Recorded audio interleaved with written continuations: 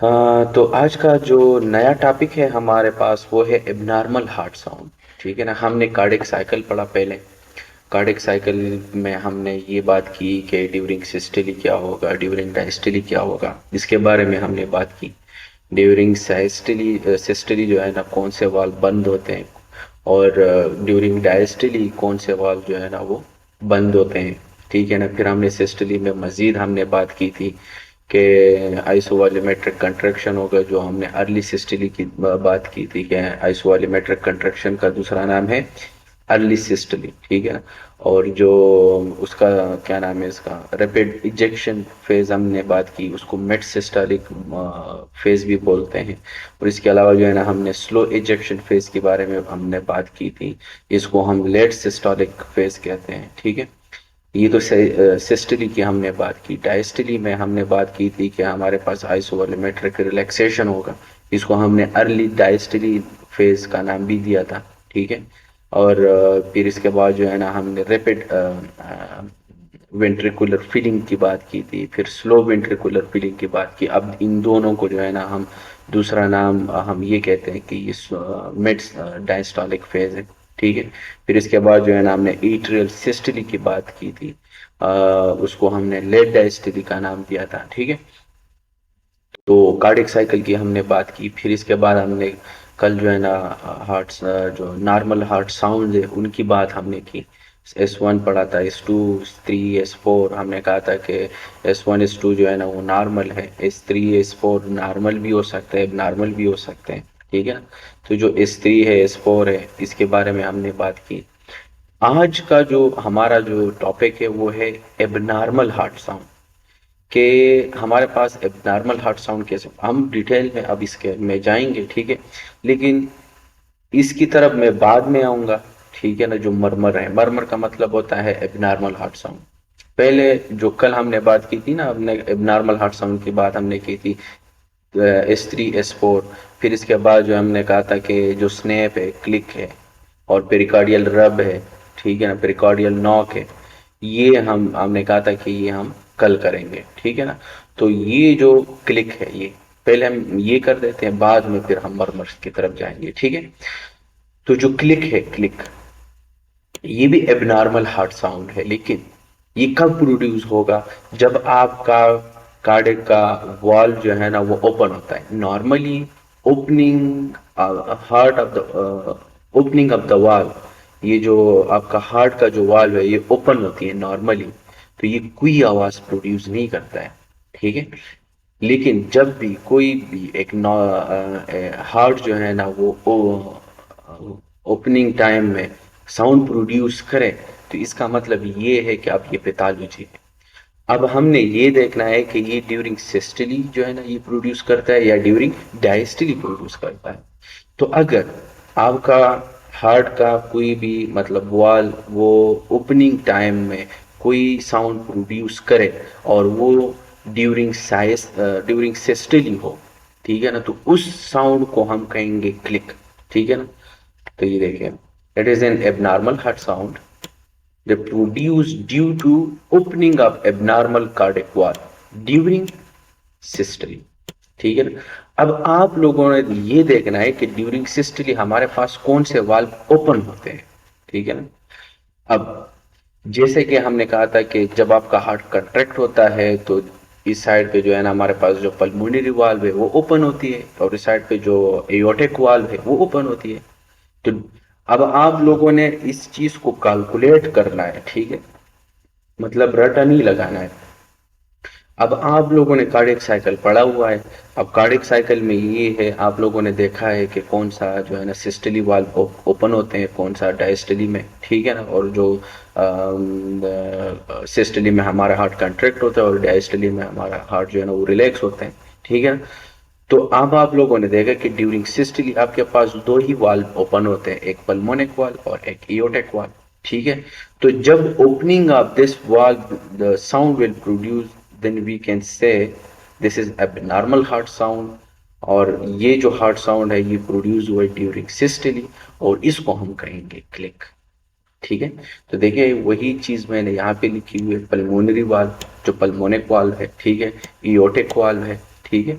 तो ये अब ये यहाँ पे हम जो पल्मोनिक वाल्व है, जिस तरह हमने लोकेशन भी हमने बात की थी जो स्टार्टिंग में, कि कौन से स्पेस पे हमने कौन से इंटरकोस्टल स्पेस पे हम स्टेट रख देते हैं, और फिर हम जो है ना वो साउंड्स देखते हैं, वो लोकेशन भी हमने पढ़े हैं। तो जो पल्मोनिक वाल्व है, जो पल्मोनिक एरिया हमने नाम दिया था, वो उसी जगह पे हम पल्मोनिक वाल्व की जो साउंड है ड्यूरिंग सिस्टोली, अगर ओपनिंग कोई भी वाल्व साउंड प्रोड्यूस करे और वो पल्मोनिक एरिया पे हो, तो उसको हम कहेंगे पल्मोनरी वाल्व। जो एबनॉर्मेलिटी है उसको हम कहेंगे क्लिक। और अगर वो एयोटिक वाल्व की एरिया पे हो, ठीक है ना, तो ये भी हमारे पास सिस्टली प्रोड्यूस होते हैं और इसको हम कहेंगे क्लिक, ठीक है ना। तो दो वाल की हमने बात की। इसके बाद जो है ना हमारे पास स्नेप है, ठीक है। स्नेप में हमारे पास ये भी कोई भी वाल्व जो है ना वो ओपन होती है और उसमें साउंड प्रोड्यूस हो जाए, लेकिन ये ड्यूरिंग डायस्टली, ठीक है ना। यही फर्क है स्नेप और क्लिक में, यही फर्क है। Click systole, snap diastole. अब आप लोगों ने कैलकुलेट करना है कि हमारा हार्ट जो है ना वो डायस्टली कौन से वाल्व ओपन होते हैं। जब आपका वेंट्रिकल सिस्टली के बाद फिर डायस्टली स्टार्ट होता है ना, तो जब एक बार कंट्रैक्ट हो गया फिर हार्ट रिलैक्स होता है, ऊपर से एट्रिया जो है ना वो ओपन होती है। तो इधर लेफ्ट एट्रिया, यहाँ पे राइट एट्रिया। तो जो राइट एट्रिया है वहां पे जो वाल्व होगा उसको हम ट्राइकस्पिड वाल्व कहेंगे, जो लेफ्ट एट्रिया है वहां पे जो वाल्व होगा उसको माइट्रल वाल्व कहेंगे। तो ड्यूरिंग डायस्टली अभी ये ओपन हो रहा है ना, क्योंकि आपका हार्ट रिलैक्स हो रहा है, ऊपर से अब ब्लड आएगा। जैसे फॉर एग्जांपल ये मैं यहाँ पे आप लोगों को ड्रा करूँ, ये आपके पास लेफ्ट एट्रियम, ये माइट्रल वाल्व, ठीक हो गया। ये आप लोगों का जो है ना इयोटा, लेफ्ट वेंट्रिकल, ठीक है। ये आप लोगों का इयोटा हो गया, और ये जो है ना आपका राइट एट्रियम, ठीक है ना। और ये आप लोगों का राइट वेंट्रिकल, और ये पल्मोनिक वाल्व हो गया, और ये ट्राइकस्पिड वाल्व हो गया, ठीक है। तो ड्यूरिंग डायस्टली अब यहाँ पे जो है ना आपका हार्ट रिलैक्स हो रहा है, अब फीलिंग होगी, जो कार्डियक साइकिल में हमने ये बात की है, ठीक है ना। तो ऊपर से ब्लड आएगा, तो ड्यूरिंग डायस्टली अब ये वाल्व ओपन होगा, तो ट्राइकस्पिड वाल्व। और अगर ये वाल्व ओपन होगा ड्यूरिंग डायस्टली, तो ये ऊपर से यहाँ नीचे ब्लड आएगा, ठीक है, तो माइट्रल वाल्व। तो अब अगर ये ओपन होती है और उस टाइम कोई साउंड प्रोड्यूस करे, तो ड्यूरिंग डायस्टली हुआ ना ये साउंड, ठीक है ना, तो उसको हम स्नैप कहेंगे, ठीक है ना। तो ये हम बेस्ट अस्कल्टेट कर देते हैं, हम सुनते हैं ट्राइकस्पिड एरिया पे, और ये हम माइट्रल एरिया पे, ठीक है। तो ये हमने स्नैप के बारे में बात की। क्लिक और स्नैप में यही फर्क है। क्लिक में हमारे पास सिस्टली, अब आप लोगों ने देखना है कि ड्यूरिंग सिस्टली कौन सा वाल्व ओपन होता है, वो वाल जहन में रख के फिर आगे जो है ना आप आंसर दे सकते हैं। फिर इसके बाद जो है ना अगर आप लोगों से कोई पूछे कि स्नेप है, ठीक है ना, तो आप लोगों ने जहन में रखना है कि ये साउंड तो ड्यूरिंग डायस्टली प्रोड्यूस होती है। अच्छा, ड्यूरिंग डायस्टली प्रोड्यूस होती है, अब मैंने ये देखना है कि ड्यूरिंग डायस्टली में मेरे साथ कौन से वाल, मेरे पास कौन से वाल जो है ना वो ओपन होती है, तो वो जहन में आपने लाना है, फिर आपने आगे आंसर देना है। तो देखिए स्टेप बाय स्टेप आप ऐसे जाएंगे। कोई भी किसी भी बंदे, टीचर हो, स्टूडेंट हो, रूममेट हो, क्लासमेट हो, कोई भी हो, ठीक है ना, कोई भी आपसे इस तरीके से क्वेश्चन पूछे तो आप स्टेप बाय स्टेप इस तरीके से जाए। क्या चीज इसने मुझसे ये पूछा है, इसमें होता क्या है, वो जहन में लाना है। फिर इसके बाद जो है ना आपने एबनॉर्मेलिटी की तरफ जाना है, ठीक है ना। तो स्टेप बाय स्टेप इस तरीके से। फिर इसके बाद जो है ना हमारे पास जो दूसरा तीसरा है वो है पेरिकार्डियल रब। नाम से जाहिर है, पेरिकार्डियल का मतलब होता है पेरिकार्डियम, जो आपका हार्ट जो है ना जिस थैली में पड़ा हुआ है उसको हम कहते हैं पेरिकार्डियम, ठीक है ना। पेरी मतलब इर्द गिर्द, और कार्डियल का मतलब होता है कि कार्ड, एक थैली होती है, आप इनाटमी में आप लोग करेंगे, ठीक है। तो रब का मतलब क्या होता है, जो स्क्रेचिंग होती है, नाम से जा रहा है कि वो साउंड जो पेरिकार्डियल, मतलब ये है कि ये भी एक किस्म की साउंड है। लेकिन जब भी किसी भी पेशेंट को जो है ना पेरिकार्डाइटिस हो जाए, जब भी किसी भी लफ्ज के आखिर में, मेडिकल टर्मिनोलॉजी है ये, सही है, ये लिख लो। जब भी आप लोग देखो कि आखिर में TIS आया है, टेस, यानी पेरिकार्डाइटिस, इसका मतलब ये होता है ना इसका इन्फ्लेमेशन, ठीक है ना। अब किसी भी लफ्ज के आखिर में आप लोगों ने ये देखा तो इसका मतलब ये है कि ये इन्फ्लेमेशन है, ठीक है। तो इन्फ्लेमेशन की बात हो रही है।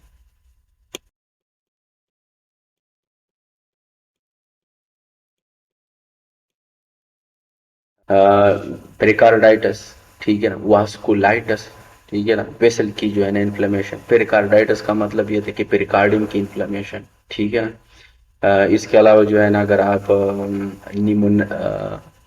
क्या नाम है उसका, बहुत सारे जिसमें लास्ट में जो है ना TIS आता हो, तो इसका मतलब ये है कि इन्फ्लेमेशन है, ठीक है। अब यहाँ पे जो है ना हमारे पास जो स्क्रीचिंग साउंड आपने सुनाई दी, आपको आपने चेस्ट पे लगाया, आपको स्क्रीचिंग साउंड आपने आपने सुना, तो इसका मतलब ये है कि ये पेरिकार्डाइटिस है, स्क्रेचिंग हार्ट साउंड, ठीक है ना।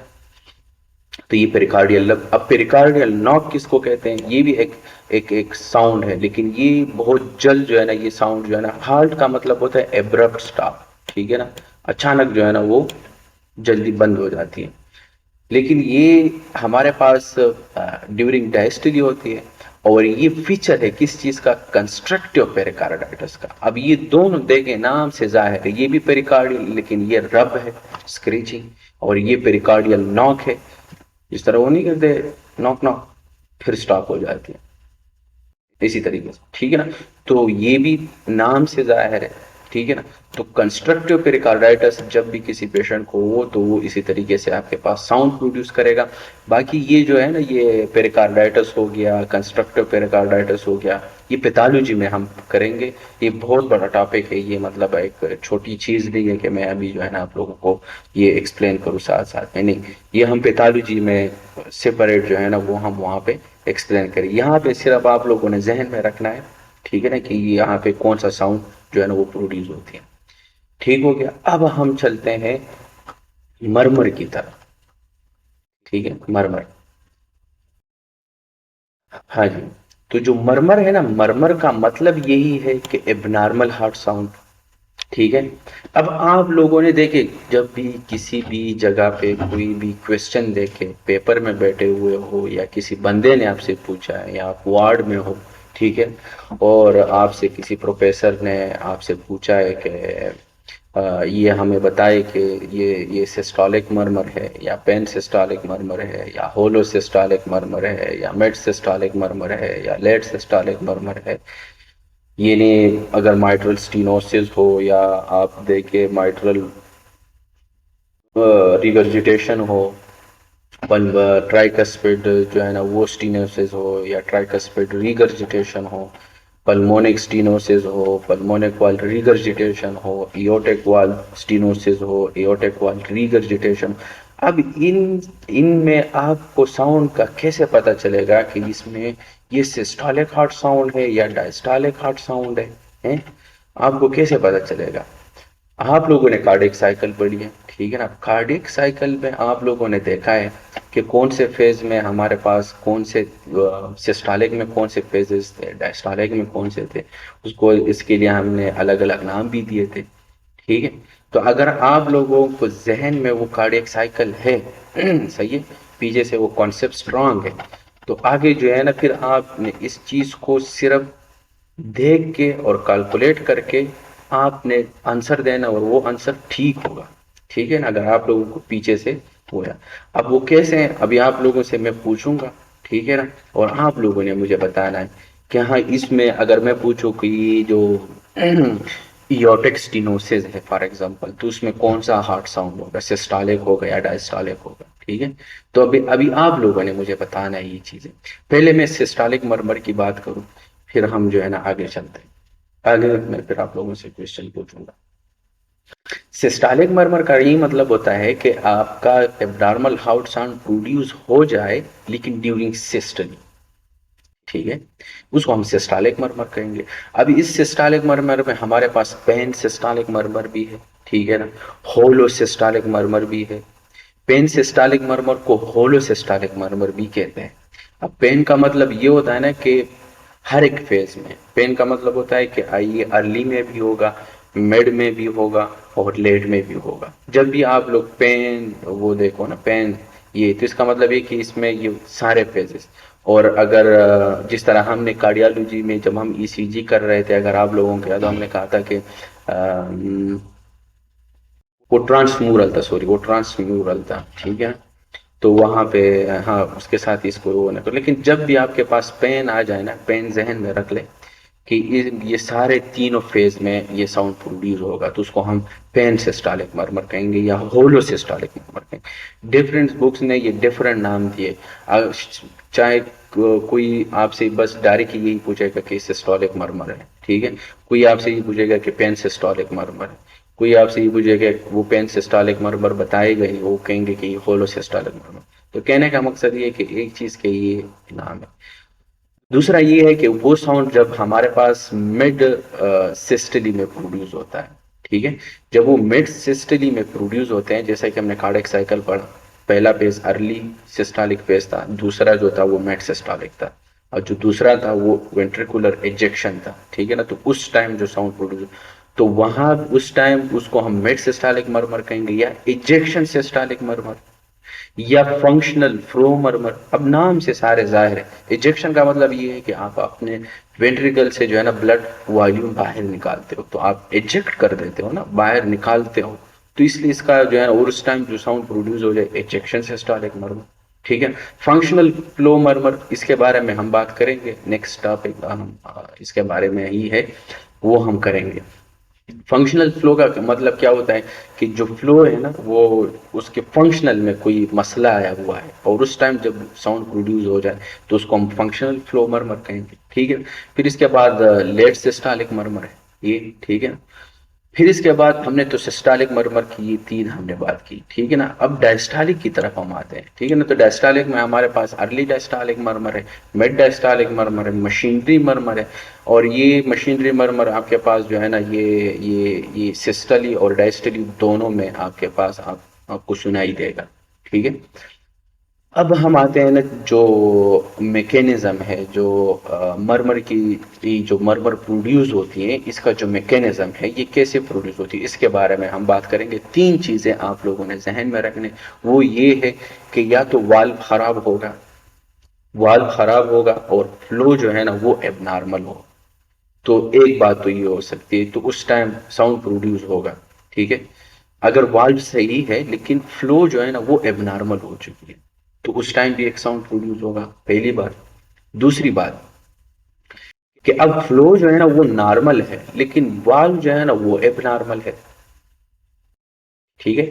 तीसरी बात अब ये है कि ये जो जो जो फ्लूइड, ये जो वॉल्यूम है, ये जो ब्लड है, इसका जो डायरेक्शन, ये जो फ्लो की जो डायरेक्शन है, ये इसमें एबनॉर्मेलिटीज आ गई है। डायरेक्शन जो है ना, जिस तरह हमने स्टार्ट में कार्डियोलॉजी जब हम स्टार्ट कर रहे थे, फिजियोलॉजी के जो स्टार्टिंग में हमने कहा था कि टर्ब्यूलेंट फ्लो है और ये जो है ना वो स्ट्रेट फ्लो है, ठीक है ना। तो अगर इस फ्लो में जो है ना हमारे पास कोई एबनॉर्मेलिटीज आ जाए, ठीक है ना, तो तीन, अब इस तीन चीजों को हम सेपरेटली एक एक को एक्सप्लेन करेंगे। अगर फॉर एग्जांपल हमारे पास वाल्व नॉर्मल है लेकिन फ्लो एबनॉर्मल है, कौन से कंडीशंस है वो हम करेंगे। वाल्व नॉर्मल है लेकिन फ्लो एबनॉर्मल है, ठीक है ना। अब इसको जो है ना फंक्शनल फ्लो मरमर, अब ये क्यों, कौन से कंडीशन में, यहाँ पे आपकी जो वाल्व की जो इनाटमी है, जो स्ट्रक्चर है, वो बिल्कुल परफेक्ट है, हेल्दी है, नॉर्मल है, ठीक है ना। लेकिन अब फ्लो ज्यादा हो गया, वॉल्यूम ओवरलोड हो गई है, ठीक है ना। अब जैसे कि कल हमने हमने वॉल्यूम ओवरलोड की हमने बात की थी कि वॉल्यूम जो ओवरलोड होती है, हमारे पास कंडीशंस है, हमारे पास हमने कहा था कंजेस्टिव कार्डियक फेलियर है, उसमें वॉल्यूम ओवरलोड होती है ना। अब वॉल्यूम बहुत ज्यादा है, ठीक है ना। दूसरा हमने अनीमिया के बारे में बात की थी कि अनीमिया में भी आपके पास जो वॉल्यूम है वो फ्लूइड जो है ना वो ज्यादा होती है। फिर इसके बाद प्रेगनेंसी में हमने बात की थी, ठीक है ना। तो जो प्रेगनेंसी है उसमें उसमें भी आपके पास वॉल्यूम ज्यादा होता है, क्योंकि माँ के पेट के अंदर एक और बच्चा होता है, फिर वॉल्यूम जो है ना वो डबल हो जाती है, ठीक है। नॉर्मल फिजियोलॉजी है। इसके अलावा जो है ना उसमें उस टाइम भी आपके पास जो है ना वॉल्यूम ज्यादा होती है। फिर हमने और एक और चीज हमने पढ़ी, हाइपरथायराइडिज्म में भी हमारे पास जो है ना वॉल्यूम ओवरलोड होती है। आपको पता है आप लोगों को कि हाइपरथायराइडिज्म में वॉल्यूम की ओवरलोड क्यों होती है, किसी को पता है, कोई बता सकता है हमें कि हाइपरथायराइडिज्म में कार्डियक आउटपुट इंक्रीज होती है क्यों। यू हैव एनी आइडियाज, मास, एनी आइडिया।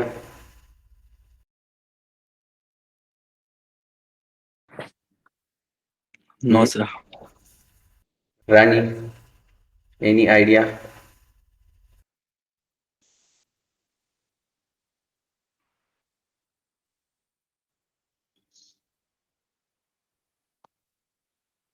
हम्म, कोई आइडिया है? तनवीर? चलिए कोई नहीं, मैं बता देता हूँ। ये है कि हाइपरथायराइडिज्म में क्या होता है कि हमारे पास ना T3 T4 इंक्रीज होती है। हमने पढ़ा है, आप लोगों ने पढ़ा होगा कि T3 T4 जो है ना वो इंक्रीज होती है। T3 T4 जब इंक्रीज होती है T3, तो ये आपके हार्ट पे जो है ना, वहाँ पे हमारे पास बीटा रिसेप्टर्स होते हैं, बीटा 1, वहाँ पे उसकी एक्टिविटी को इंक्रीज कर देती है। सिंपैथेटिक फ्लो जो है ना वो इंक्रीज हो जाती है। जब सिंपैथेटिक फ्लो इंक्रीज होती है, आपका हार्ट जो है ना वो कंट्रैक्ट, क्योंकि सिंपैथेटिक फ्लो का क्या मतलब है कि आपका हार्ट अब ज़्यादा धड़केगा, कार्डियक आउटपुट ज़्यादा होगी, ठीक है ना, स्ट्रोक वॉल्यूम ज़्यादा होगा। स्ट्रोक वॉल्यूम क्या है, कार्डियक आउटपुट क्या है, हमने पढ़ा है ना, कि आप लोग भूल गए हो, पीछे चीज़ें रिवाइज किया करें, ठीक है। तो देखें, तो ये चीज़ इसी वजह से हमारे पास वॉल्यूम ओवरलोड हो। तो हाइपरथायराइडिज्म हो, प्रेगनेंसी हो, अनीमिया हो, कंजेस्टिव कार्डियक फेलियर हो, इन सब में आपके पास वॉल्यूम जो है ना वो इंक्रीज होती है। तो अब उसमें, अब हमारे पास तो वाल नॉर्मल है, लेकिन जो वॉल्यूम है वो ज्यादा हो गई है। अब इसको आप जो है ना जैसे वॉल्यूम, अब आपका वेंट्रिकल जो है ना वो ब्लड बाहर फेंक देता है, तो ड्यूरिंग सिस्टली प्रोड्यूस होता है ना। तो ड्यूरिंग सिस्टली में आपके पास कौन सा वाल्व ओपन होता है, एओर्टिक वाल्व और पल्मोनिक वाल्व, ठीक है ना। तो एओर्टिक वाल्व ओपन होगी और उस टाइम जो साउंड प्रोड्यूस होगा, तो अगर एओर्टिक एरिया पे है, बेस्ट अस्कल्टेड हम ईओटेक एरिया पे है, तो इसका मतलब है कि ईओटेक वाल। और अगर पल्मोनिक वाल पे है तो इसका मतलब है पल्मोनिक एरिया पे है, तो इसका मतलब है कि पल्मोनिक वाल, ठीक है।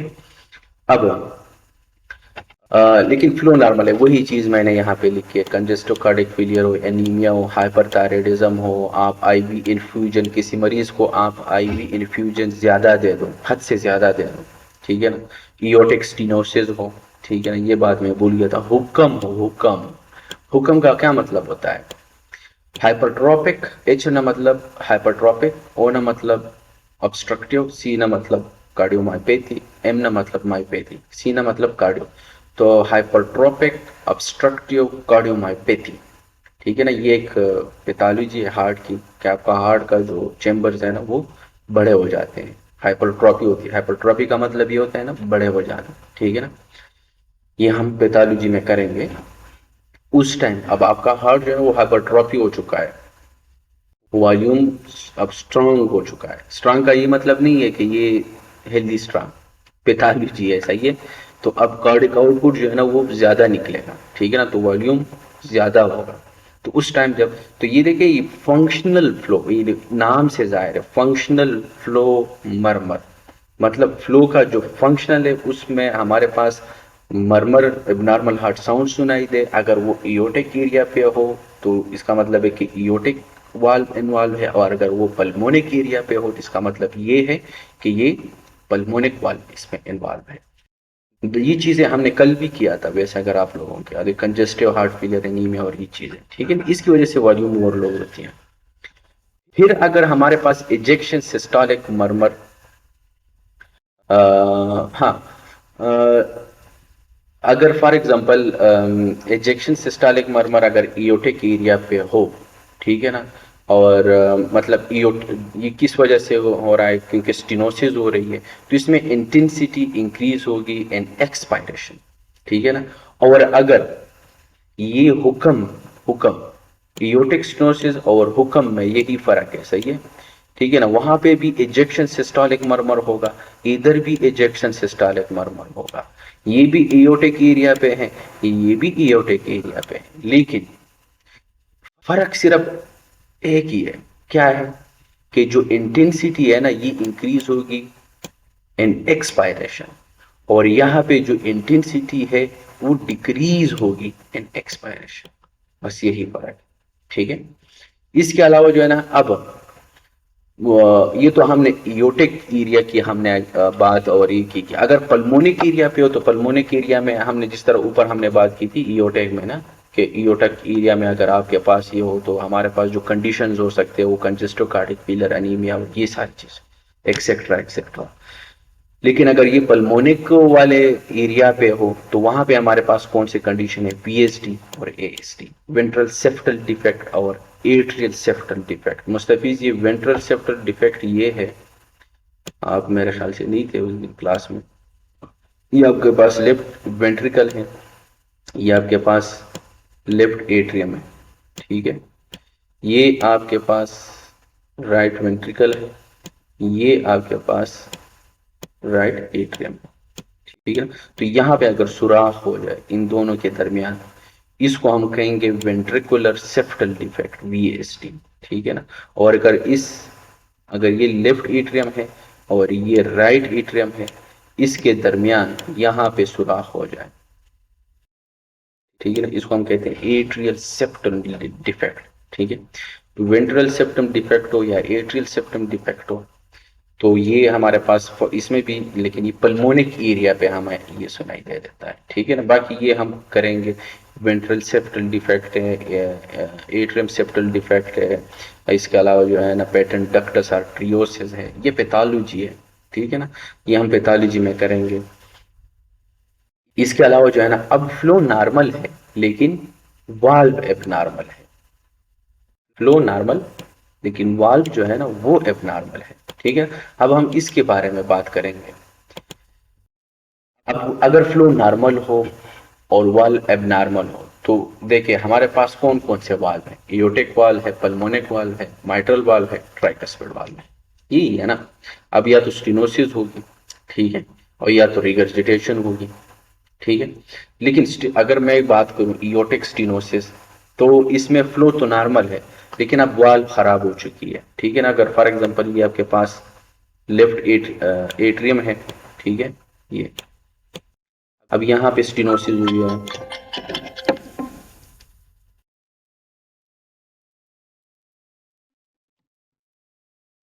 सॉरी, यहाँ पे जो है ना हमारे पास क्या है, स्टेनोसिस हुई है, स्टेनोसिस, तो इसको हम कहेंगे माइट्रल वाल्व स्टेनोसिस। अब फ्लो तो नॉर्मल है लेकिन यहाँ पे जो वाल्व है वो नैरो हो चुका है, स्टेनोसिस का मतलब होता है कि नैरो, तंग हो चुका है, ठीक है ना, तंग है। अब जो है ना अगर यहाँ पे हमारे पास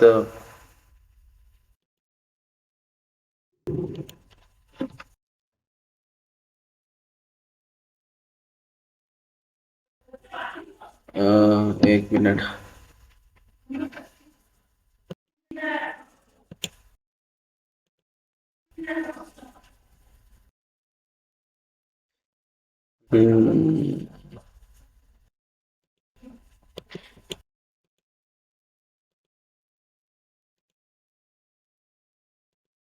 एक मिनट में मुस्तफिज को ऐड कर दूं।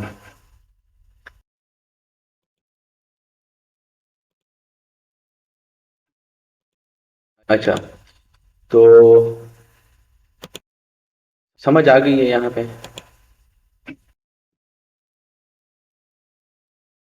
हम्म, अच्छा, सही है, मुस्तफिज एंटर हो गया है, ठीक है।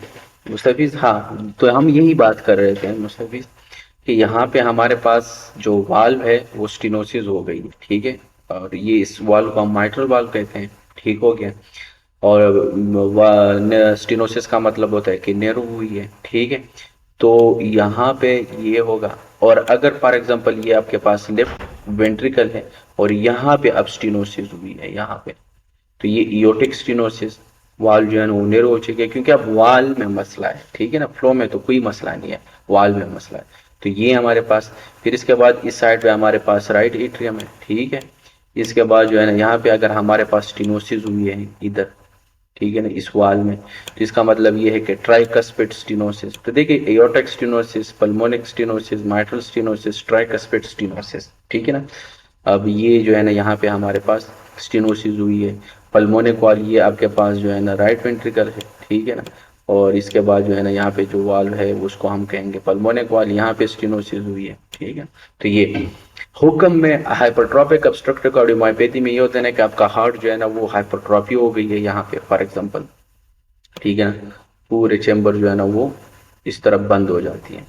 और इतना मतलब ये मोटा हो जाता है कि ये जो वाल्व है ना, ये वाला, ये भी नैरो हो जाता है, ठीक है ना। तो हुक्म में भी आपके पास ये स्टेनोसिस होती है, ठीक हो गया, क्योंकि ये पीछे से बढ़ जाता है और जो आउटपुट है, ये जो आउटसाइड जो जो इयोटा है वो नैरो हो जाती है, ठीक हो गया। इसके अलावा जो है ना, आपके पास अगर abnormal direction of blood flow हो, तो उसमें हमारे पास फॉर एग्जांपल एओर्टिक रिगर्जिटेशन हो। रिगर्जिटेशन का मतलब ये होता है कि आपके पास बैक फ्लो हो जाती है, ब्लड फ्लो की जो है ना बैक फ्लो होती है। अगर एओर्टिक रिगर्जिटेशन हो तो इसका मतलब ये है कि ब्लड, अगर ये आपके पास इयोटा है, वेंट्रिकल, और ये आपके पास इयोटा है? अब ब्लड फ्लो जो है ना वापस आ जाती है, बैक फ्लो हो जाती है, इसको हम कहते हैं इयोटिक रिगर्जिटेशन, ठीक है ना। और अगर पल्मोनिक वाल में हो रिगर्जिटेशन हो तो इसका मतलब ये कि यहाँ से ब्लड फ्लो जो है ना वो बैक फ्लो होती है। और अगर माइट्रल हो तो माइट्रल में जो है ना आपके पास बैक फ्लो होती है। ट्राइकस्पिड वाल में हो तो इसका मतलब है कि यहाँ पे आपके पास जो है ना ब्लड फ्लो बैक फ्लो हो जाती है, ठीक है। इसी तरीके से एएसडी हो, वीएसडी हो, पेटेंट डक्टस आर्टरियोसिस हो, ये हम पैथोलॉजी में करेंगे। तो इसमें भी आपके पास अब जो है ना जो ब्लड फ्लो की जो डायरेक्शन है वो एबनॉर्मल हो चुकी है, ठीक है ना। तो नाम से जाहिर है। अब अगर हाँ, इधर मैं आप लोगों से क्वेश्चन पूछूंगा, आप लोगों ने मुझे जवाब देना है, सही है। अब आप फॉर एग्जांपल ट्राइकस्पिड स्टेनोसिस हुई हो, ठीक है। अगर आप लोगों ने कार्डियक साइकिल आप लोगों ने पढ़ा हो, हैं? और ऑलरेडी हमने बड़े डिटेल के साथ पढ़ा है, तो जनाब वाला हमें जवाब चाहिए इसका कि अगर ट्राइकस्पिड स्टीनोसिस हुआ हो, हम्म, अब मुझे बताएं कि ट्राइकस्पिड वाल्व कब ओपन होता है। पहले आप लोगों ने मुझे ये जवाब देना है कि ट्राइकस्पिड वाल्व जो है ना वो ड्यूरिंग डायस्टली ओपन होती है या ड्यूरिंग सिस्टली। हाँ जी, ये सवाल रानी से, जल्दी मुझे बताएं।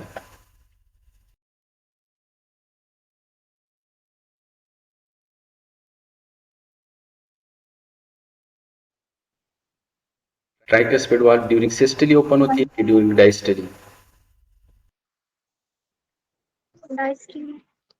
ड्यूरिंग डायस्टली, ठीक, अच्छा, सही हो गया। फिर अब यहाँ पे जो साउंड प्रोड्यूस होगा वो ड्यूरिंग सिस्टली होगा या ड्यूरिंग डायस्टली होगा?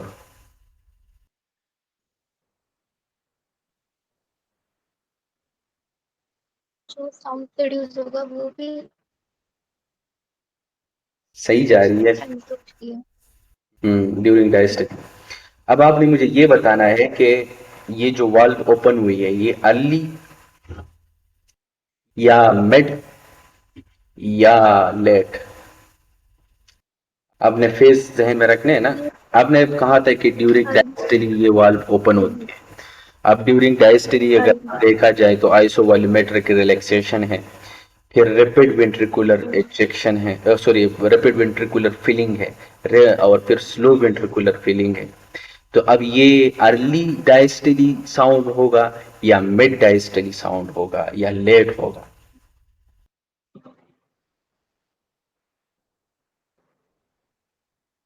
कब होगा? अर्ली होगा। अर्ली में तो आपके पास हार्ट रिलैक्स होता है, आइसोवॉल्यूमेट्रिक रिलैक्सेशन, इसमें वाल्व क्लोज होते हैं। फिर जब वेंट्रिकुलर फिलिंग होती है, रैपिड वेंट्रिकुलर फिलिंग, तो उसमें क्या है कि आपके पास वाल्व ओपन हो जाती है, ऊपर से पानी हाँ नीचे वेंट्रिकल की तरफ आता है। हमने कहा था कि रैपिड 70% ब्लड, फिर स्लो है इस तरीके से। हाँ तो हमने कहा था कि रैपिड और स्लो दोनों को मिला के तकरीबन 70% ब्लड ऊपर से आता है। फिर एट्रिया सिस्टली जब होती है तो जो रिमेनिंग 30% है वो एट्रिया सिस्टली में, जिसको हमने लेट कहा था। तो देखिए रैपिड वेंट्रिकुलर फिलिंग और स्लो वेंट्रिकुलर फिलिंग है दो, तो इन दोनों को हमने मिड डायस्टोलिक नाम दिया था। तो देखिए अब आपने इस चीज को कैलकुलेट करना है। कहने का मकसद ये है कि आपने देखा कि अब ट्राइकस्पिड वाल्व है, ठीक है ना। अगर वहां पे कोई भी मसला हो, ठीक है ना, तो ये कब ओपन होगी? ड्यूरिंग डायस्टली ओपन होगी, ठीक हो गया। अब ये आपने ये देखना है इस दूसरे नंबर पे कि ये अर्ली होता है या मिड में होता है। तो फीलिंग कब होती है? मिड में होती है ना, रैपिड और लो वेंट्रिकुलर फीलिंग। तो मिड। तो देखिए अब आपने इस चीज को कंफर्म किया, और यही क्वेश्चंस आते हैं, ठीक है ना, क्वेश्चंस भी यही आते हैं। आपको दिया होगा कि ये सीन है भाई, आप आपने बताना है कि ये इसमें कौन सा साउंड्स प्रोड्यूस होगा। तो देखिए ट्राइकस्पिड स्टीनोसिस में ये मिड डायस्टालिक मरमर होगा। डायस्टालिक, आज हम्म। जैसे आपने बताया कि ये ड्यूरिंग डायस्टली ओपन होती है। अब रैपिड वेंट्रिकुलर फिलिंग भी और स्लो वेंट्रिकुलर फिलिंग, इन दोनों को हमने मेड का नाम दिया था, और उसी टाइम ये वाल्व ओपन होती है, तो मेड डायस्टालिक मरमर। कितना आसान है। और कहाँ पे आप हम्म। इसको कंसल्टेट कर देते हो, बेस्ट हेयर ट्राइकस्पिड एरिया पे। और अगर फॉर एग्जांपल मैं रिगर्जिटेशन की बात करूं, बैक फ्लो की बात करूं, ट्राइकस्पिड वाल में जो है ना अब बैक फ्लो होती है, ब्लड फ्लो जो है ना वो ब्लैक फ्लो हो जाती है। अब आपने देखना है कि ये जो रिगर्जिटेशन हो रही है, बैक फ्लो हो रही है, तो ये आपने अभी अब मुझे बताना है कि ये कब, कौन से, सिस्टली डायस्टली, पहले आपने मुझे ये बताना है। रिगर्जिटेशन है ना, रिगर्जिटेशन का मतलब ये होता है कि बैक फ्लो। अब आपने ये देखना है कि अच्छा ठीक है पल्मोनिक रिगर्जिटेशन है, तो बैक फ्लो कब किस टाइम होती है, ड्यूरिंग सिस्टली या ड्यूरिंग डायस्टली। क्योंकि वो वाल सही तरीके से बंद नहीं होता है, वेंट्रिकल कंट्रैक्ट करेगा, ठीक है। अब इधर वेंट्रिकल से ब्लड जाएगा, बैक फ्लो होगी, ठीक है। हम्म। तो जब बैक फ्लो होती है तो ये ड्यूरिंग सिस्टली होगी या ड्यूरिंग डायस्टली होगी। सिस्टल ही होगी। ड्यूरिंग सिस्टली होगी। अब ये आपने मुझे ये बताना है कि ये अर्ली फेज में, मिड में या लेट में कब होगा। क्योंकि जब वेंट्रिकल कंट्रैक्ट करेगी है, तो ये अर्ली फेज में अर्ली। और मिड में। What about mid, what about late, मास, तीनों फेज में हो सकता है या सिर्फ अर्ली में हो सकता है। रैपिड में भी हो सकता है, जब 2/3 ब्लड हमारा इजेक्ट होता है उस टाइम भी। तो मिड में भी हो गया, अब एक ही रहता है, लेट में हो सकता है कि नहीं। लेट में तो नहीं होगा, उस टाइम तो स्लो इजेक्शन होता है, तो नहीं होना चाहिए। नहीं, सारों में होगा। देखिए मैं बता देता हूँ। देखें, ट्राइकस्पिड वाल्व की अगर रिगर्जिटेशन, बैक फ्लो हो रही है, तो कहने का मकसद ये है कि वेंट्रिकल जो है ना वो कंट्रैक्ट हो रहा है।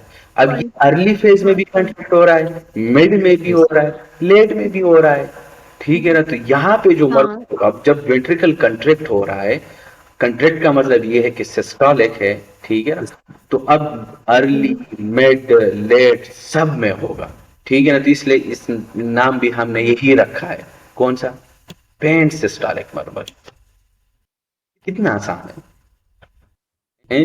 बस हम्म। आपने इस चीज को, आप लोगों ने सारे, माज, तनवीर, मुस्तफिज, तारिक और ये क्या नाम है, सब ने, आप लोगों ने यही देखना है कि देखें कि जब भी आप लोगों ने देखा कि ड्यूरिंग सिस्टली कंट्रैक्ट हो रहा है, तो जो साउंड प्रोड्यूस होगा वो ड्यूरिंग सिस्टली होगा, या ड्यूरिंग डायस्टली हो रहा है साउंड प्रोड्यूस ड्यूरिंग डायस्टली होगा। फिर आपने ये देखना है कि ये वाल जो है ये कौन सा अर्ली में होता है ओपन, या मिड में या लेट में। तो सीखन आपने ये जहन में रख लिया, अच्छा ये है। तो देखिए फिर सारी चीजें आप लोग अंडरस्टैंड करो, इस इन चीज को इसी तरीके से कैलकुलेट करो, और यही तरीका है, और यही क्वेश्चन आते हैं। आप लोगों को दिया होगा बड़ा चढ़ा के, इस तरह इतना सा क्वेश्चन दिया होगा, लास्ट में से इतना सा उन लोगों ने पूछा होगा, हाँ बताए भाई इस पेशेंट में कौन सा मरमर है, ठीक है। इसी तरीके से क्वेश्चन आते हैं। तो इसको आप लोगों ने कैलकुलेट करना है। अब ट्राइकस्पिड रिगर्जिटेशन में पेन सिस्टालिक मरमर होगा, ठीक है ना। और वेंट्रिकुलर सेप्टल डिफेक्ट में भी पेन सिस्टालिक मरमर होता है। वो इसलिए क्योंकि देखे आपका जो हार्ट है ना वो अर्ली में भी कंट्रैक्ट कर रहा है, मिड में भी और लेट में भी, ठीक है ना, सिस्टालिक की अगर हम बात करें तो। इसलिए अब यहाँ पे जो मरमर प्रोड्यूस हो रहा है, क्योंकि ये देखें ना वेंट्रिकल और वेंट्रिकल के दरमियान जो सेप्टम है हमारे पास, राइट और लेफ्ट की, यहाँ पे, तो अब ये जब कंट्रैक्ट करेगा तो कुछ ब्लड इधर से इधर आएगा, कुछ इधर से इधर चला जाएगा, है इस तरह हमने कहा है। लेकिन बाद में खैर हम ईपीएसडी और एएसडी हम करेंगे, वो राइट टू लेफ्ट शंट होती है, इसको हम कहते हैं, या लेफ्ट टू राइट शंट होती है, ठीक है, ये हम पैथोलॉजी में करेंगे। तो ये जो है ना जब ये कंट्रैक्ट करेगा तो अर्ली में भी कंट्रैक्ट करेगा, फिर मिड में भी कंट्रैक्ट, फिर लेट में भी कंट्रैक्ट। ठीक है, तो इसी वजह से यहाँ पे जो VSD हो तो यहाँ पे हमारे पास बी पेन सिस्टालिक मरमर होता है। ठीक है, इसके अलावा जो है ना हमारे पास पेन सिस्टालिक मरमर के बारे में आप लोगों ने बात याद रखनी है तीन, कि माइट्रल रिगर्जिटेशन हो, इसमें पेनसिस्टालिक मरमर, ट्राइकस्पिड वाल रिगर्जिटेशन हो, पेनसिस्टालिक मरमर, VSD हो। ठीक है ना, और इन सब में जो है ना वो हमारे पास है क्या है, पेनसिस्टालिक। ठीक हो गया। अब ये कैन बी डिफरेंशिएट, हम किस तरह करेंगे कि सब में पेनसिस्टालिक मरमर आप बता रहे हो भाई, तो हमें बताएं हम किस तरह डिफरेंशिएट करेंगे।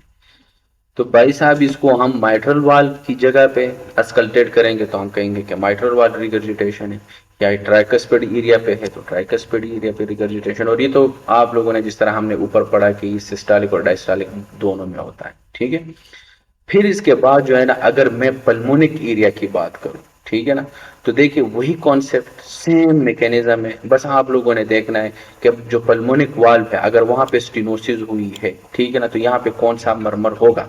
तो देखिए वेंट्रिकल कंट्रैक्ट हो रही है ना और ब्लड जो है ना वो बाहर निकाल रहा है, तो जब कंट्रैक्ट हो रही है तो सिस्टालिक मरमर। लेकिन ये वाल्व कब किस टाइम ओपन होता है, अर्ली में या मिड में। अर्ली में तो हम कहते हैं कि आइसोवॉल्यूमेट्रिक कंट्रैक्शन, इस टाइम तो सारे वाल्व क्लोज होते हैं। लेकिन जब मिड मिड यानी जब हम रैपिड एजेक्शन फेज की बात करें तो उस टाइम क्योंकि फ्लो बाहर निकलती है तो उस टाइम ये वाल्व ओपन हो जाता है, जिसको हमने मिड डायस्टालिक नाम, सॉरी मिड सिस्टालिक नाम भी दिया था। तो देखें यहाँ पे जो पल्मोनरी वाल स्टेनोसिस हुई हो उस टाइम आपने यही देखा कि अच्छा स्टेनोसिस हो रही है, तो इस टाइम कौन सा वाल्व ओपन होता है। ठीक है ना, तो इस टाइम आपने देखा कि सिस्टालिक के लिए सीन होता है। तो जब सिस्टालिक के लिए होता है फिर आपने ये देखना कौन से फेज में ये वाल्व ओपन होती है। तो जब कौन से फेज में ये ओपन होती है तो इसका मतलब ये है कि ये अर्ली है या मिड है। तो आपने देख लिया कि ये मिड है, तो मिड सिस्टालिक मरमर। ठीक है, अब ये चीज हमने ऊपर भी की फंक्शनल फ्लो मरमर में, VSD और ESD के बारे में मैंने यहाँ पे दोबारा डाला, ये भी मिड सिस्टालिक मरमर है। ठीक है ना, लेकिन ये एट पल्मोनिक एरिया यहाँ पे भी ओवरफ्लो होती है। ठीक है ना, अब पल्मोनिक वाल रिगर्जिटेशन हो, रिगर्जिटेशन क्योंकि वो वाल अब बंद हो चुकी है लेकिन बैक फ्लो हो रही है क्योंकि वाल सही तरीके से बंद नहीं हो पा रहा है। ठीक है ना, वाल खराब हो चुका है। जब वो सही तरीके से बंद नहीं हो पा रहा है तो जब इधर एट्रिया से जो है ना वो ब्लड नीचे वेंट्रिकल की तरफ आती है, फॉर एग्जांपल ये आपके पास राइट एट्रियम है ना, तो यहाँ से ब्लड नीचे वेंट्रिकल की तरफ आती है। अब ये जो वाल्व है ये सही तरीके से बंद नहीं हो रहा है, ऐसे है बिल्कुल ऐसे है। ठीक है ना, अब ऊपर से जो ब्लड आ रही है ना तो वो इधर भी जा रही है। ठीक है ना, तो बैक फ्लो हो रही है इसमें। ठीक है, क्योंकि वाल्व सही तरीके से बंद नहीं हो पा रहा है। ठीक है ना, अब आपने देख लिया है कि ये जो पल्मोनिक वाल्व है, sorry sorry sorry sorry sorry sorry, pulmonic valve की रिगर्जिटेशन हो रही है। हाँ बिल्कुल सही कह रहा हूँ, सही है सही है। पल्मोनिक वाल्व की अगर रिगर्जिटेशन हो रही है यानी बैक फ्लो हो रही है। ठीक है ना, अब यहाँ से जो ब्लड आएगा ऊपर से, ठीक है ना, तो यहाँ पे क्योंकि फिर आप इसके बाद आपका हार्ट जो है ना वो रिलैक्स होता जा रहा है, रिलैक्स होता जा रहा है, तो इसका मतलब ये है कि जब रिलैक्स होता है तो डायस्टालिक मरमर। ठीक है ना, क्योंकि डायस्टली आपका जो है ना हार्ट वो रिलैक्स होता रहा है, तो अब उस टाइम जो है ना वो ब्लैक बैक फ्लो हो रही है। ठीक है ना, तो इसी वजह से जो है ना इसको हम कहेंगे कि अर्ली डायस्टालिक मरमर। सही है। इसी तरीके से अगर माइट्रल एरिया की बात हम करें, माइट्रल वाल स्टेनोसिस की अगर हम बात करें तो वही मैकेनिज्म है। अब माइट्रल वाल स्टेनोसिस हुई है तो ये वाल माइट्रल वाल ड्यूरिंग सिस्टली ओपन होती है कि ड्यूरिंग डायस्टली ओपन होती है, क्योंकि जब आपका वेंट्रिकल रिलैक्स हो जाता है, आइसोवॉल्यूमेट्रिक रिलैक्सेशन की हमने बात की, जब वो रिलैक्स हो जाता है फिर इसके बाद रैपिड वेंट्रिकुलर फिलिंग होती है, हमने ऐसे कहा था ना, तो ऊपर से जो ब्लड है ना वो नीचे आता है। तो ये ड्यूरिंग डायस्टली ये जो ब्लड है ये ऊपर से नीचे आता है। ठीक है ना, तो यहाँ पे अब जो मरमर होगा तो उसको हम कौन सा, क्योंकि पहले तो आइसोवॉल्यूमेट्रिक रिलैक्सेशन होती है ना तो उसमें तो सारे वाल्व बंद होते हैं, लेकिन जब भी आप देखें कि वाल्व जो है ना वो ड्यूरिंग डायस्टली जो है ना वो वाल्व ओपन हो गई है। ठीक है, अब मिड में ये आपके पास जो जिसको हमने रैपिड वेंट्रिकुलर फिलिंग की बात की और slow ventricular filling, rapid ventricular filling, slow ventricular filling, both ये दोनों मिड डायस्टालिक में होता है, ठीक है ना। तो अब आपने देख लिया है कि माइट्रल स्टेनोसिस हुई है, आपने ये सुन लिया कि हाँ ड्यूरिंग डायस्टली ये वाल्व ओपन होती है, ठीक है ना। फिर आपने ये देखा कि ये तो मिड में होता है, अर्ली में तो सारे वाल्व क्लोज होते हैं, तो इसलिए मिड डायस्टालिक मर्मर। इसी तरीके से माइट्रल वाल्व रिगर्जिटेशन हो तो बैक फ्लो हो रही है, माइट्रल वाल्व में रिगर्जिटेट हो रही है बैक फ्लो। अब आपने ये देखना है, क्योंकि देखिए वही चीज है, सेम कंसेप्ट जिस तरह ऊपर हमने कहा कि ये वेंट्रिकल है, ठीक है ना। अब वेंट्रिकल जो है ना वो कंट्रैक्ट हो रही है, क्या हो रही है, वेंट्रिकल कंट्रैक्ट हो रही है। अब यहाँ पे ये वाल्व सही तरीके से बंद नहीं हो पा रहा है। फॉर एग्जांपल अगर मैं इसको दोबारा यहाँ पे ड्रा करूं तो ये वाल्व जो है ना इसी तरीके से खराब हो चुका है, ठीक है ना, सही तरीके से बंद नहीं हो रही है। अब बैक फ्लो हो रही है, वाल्व सही बंद नहीं हो रहा है तो बैक फ्लो हो रही है, ठीक है ना, क्योंकि वेंट्रिकल जो है ना आपका कंट्रैक्ट हो रहा है। अब यहाँ पे जो बैक फ्लो हो रही है, ये ड्यूरिंग सिस्टली हो रही है कि ड्यूरिंग डायस्टली हो रही है, ये ड्यूरिंग सिस्टली हो रही है, क्योंकि आपका वेंट्रिकल कंट्रैक्ट हो रहा है। अब जब ये वेंट्रिकल कंट्रैक्ट होगा तो ये अर्ली में भी जैसे स्टार्ट होता है तो अर्ली में भी, मिड में भी और लेट में भी। तो इसलिए अब ये तीनों फेज में जो है ना ये ब्लड, क्योंकि वाल्व उधर खराब हो चुका है, अब पहला जो कंट्रैक्ट करेगा उसमें भी ब्लड जाएगा, दूसरा मिड फेज में भी ब्लड जाएगा, तीसरा लेट में भी जाएगा, क्योंकि वाल्व खराब उसी तरीके से बंद नहीं होता, तो सारे फेज में ब्लड ऊपर जाएगा। जैसे कि ऊपर हमने ये पल्मोनिक वाल्व रिगर्जिटेशन की बात की कि आपका जो हार्ट है ना, यहाँ पे ये पल्मोनिक वाल्व रिगर्जिटेशन की हमने बात की कि यहाँ पे आपके पास जो है ना वो ऊपर से यहाँ पे ब्लड आता है, ठीक है ना, इधर से। तो इस टाइम क्योंकि अब ये वाल्व सही तरीके से बंद नहीं हो पा रहा है, अब ऊपर से ब्लड आ रहे तो ड्यूरिंग डायस्टली ब्लड ऊपर से इधर आ रहा है, अब इधर से कुछ ब्लड जो है ना वो इधर जा रहा है, ठीक है ना।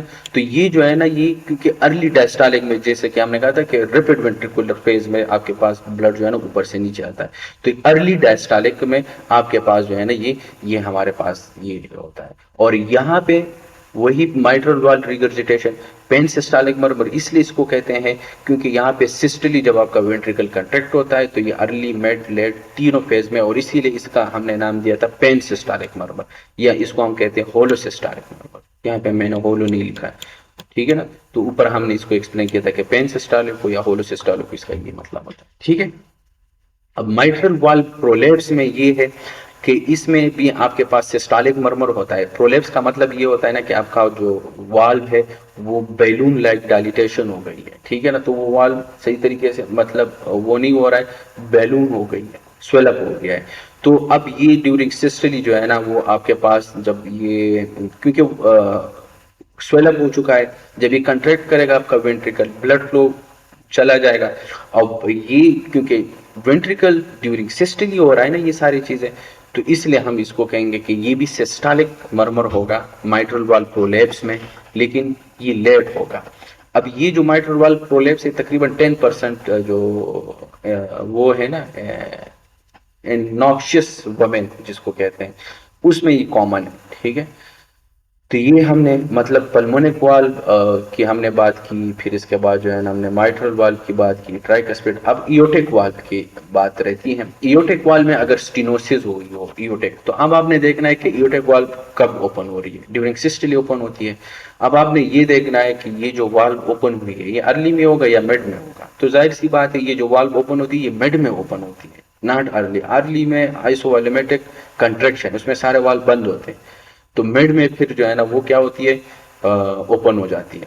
और इसको क्योंकि ये फिर ब्लड इजेक्ट कर देता है, नीचे वेंट्रिकल से ब्लड बाहर निकाल देता है, ठीक है ना, तो इसलिए इसका नाम मिड सिस्टालिक मर्मर भी, वहां पे जो साउंड प्रोड्यूस होगा स्टेनोसिस में इसको मिड सिस्टालिक मर्मर भी कहेंगे और इजेक्शन सिस्टालिक मर्मर भी कहेंगे। इजेक्शन इसलिए क्योंकि भाई साहब क्योंकि ब्लड जो है ना वो इजेक्ट हो रहा है, ठीक है ना, ये वेंट्रिकल है आपके पास, ये आपके पास इयोटा है, स्टेनोसिस हुई है, ठीक है ना, ब्लड इजेक्ट हो रहा है इसी तरीके से, ठीक है ना, तो इजेक्ट हो रहा है ना, अब साउंड प्रोड्यूस हो रही है तो इजेक्शन सिस्टालिक, और ये ड्यूरिंग कंट्रैक्शन ड्यूरिंग सिस्टली हो रहा है तो इजेक्शन सिस्टालिक मर्मर। और अगर रिगर्जिटेशन हो, इयोटिक रिगर्जिटेशन हो, ठीक है, अब वाल्व सही तरीके से बंद नहीं हो रहा है, ये वाला वाल्व सही तरीके से बंद नहीं हो रहा है, अब ऊपर से जब ब्लड आएगा तो ये यहाँ पे जो है ना कुछ ब्लड यहाँ पे बैक फ्लो हो जाएगी, ठीक है ना। वो बैक फ्लो इसलिए क्योंकि ऊपर से जब ब्लड आएगा तो इस तरीके से बैक फ्लो हो जाती है, क्योंकि वाल्व सही तरीके से बंद नहीं होता है,